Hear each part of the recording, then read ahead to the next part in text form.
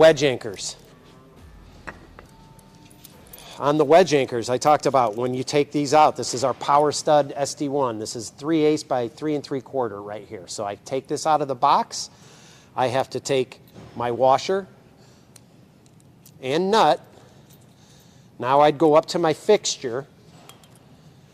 I can't push this in. I'm going to have to hammer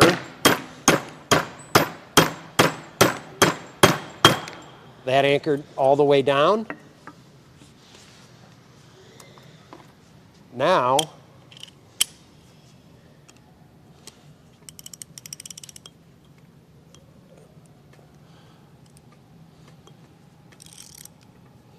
so you're going to see one, and now this thing is grabbing, and now that's it. That anchor is set. That thing's going nowhere. The only thing that will happen, if I set another one right here, there's a good chance we might break this concrete off. So it'll be interesting. That's what whoever does this next. Now, this is just standard wrench. This is a calibrated torque wrench where we could actually go in, set the foot-pounds. It's not happening out in the field. But these do exist. The only time that I've seen these are going to be in a nuke plant, where someone wants to know that every fastener has been set properly. Yeah. Okay, someone. Yeah. Yeah, so the only other thing I would say is in the functionality of when you're installing these, I've seen guys in the field just put this into the hole and pound it. What could I do to this fastener before I put this on? What could I possibly do? Strike it. I hit a thread incorrectly. Now this thing's in my hole through my fixture. I'm in real life. I'm out on the job, and now I put my washer on, and I put my nut, and I can't get my nut on. Now so if you, that is why I would always have it like that. Now you just drive that. Whack it. Whack it till it stops. Yep. That was easy.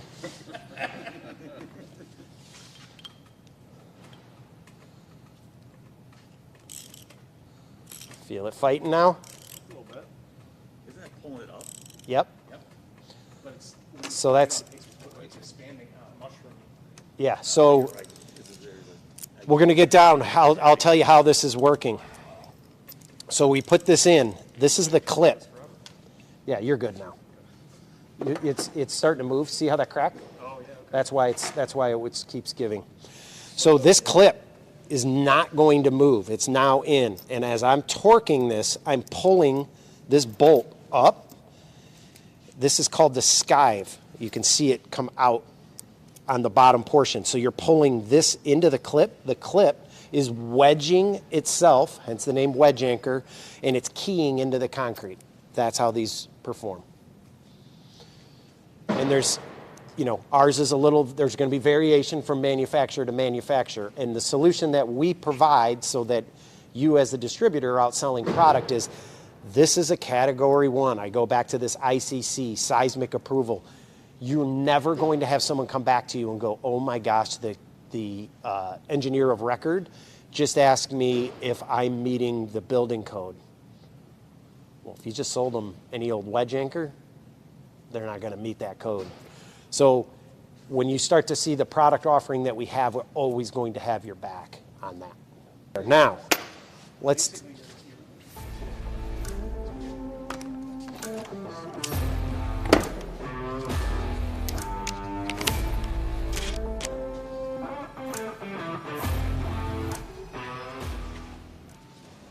So we were just doing a wedge anchor. Now, he's just going to go in and he's grabbed what we call the screw bolt, one piece. Now he's got the impact.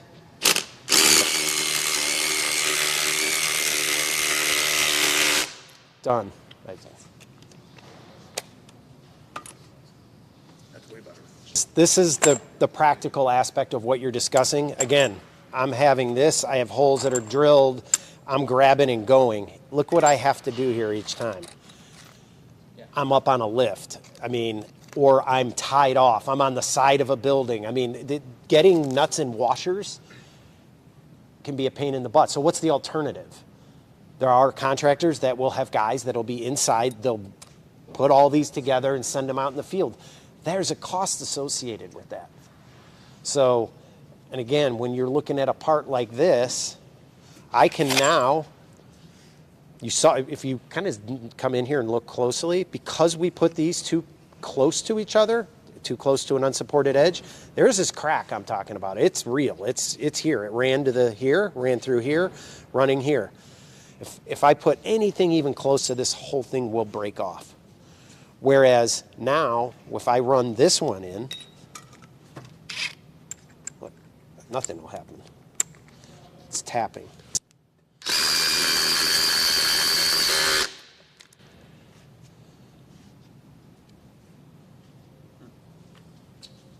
Those are stronger too, right? And they hold more. Because if you think, again, this wedge anchor, if it's set right here, you call it a V, like this. That's stress in the concrete.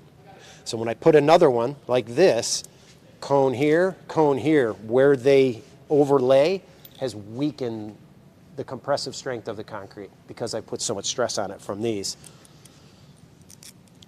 This is tapping, no stress, and it's holding throughout the entire hole.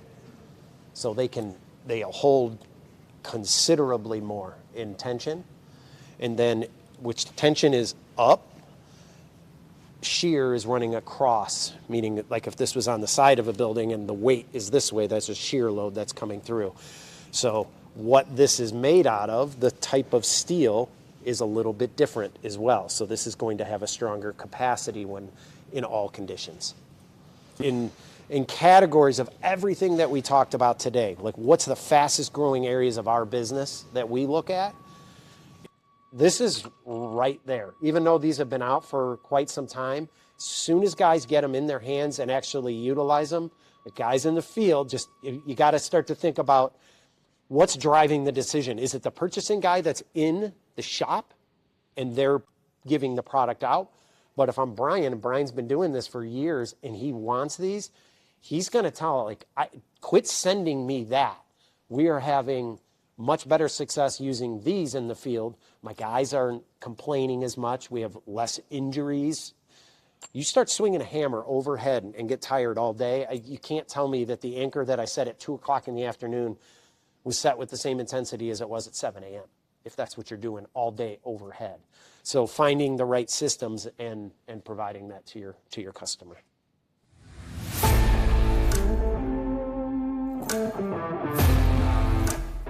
Thanks for watching. Visit us at bigrocksupply.com for roofing and construction tools and equipment.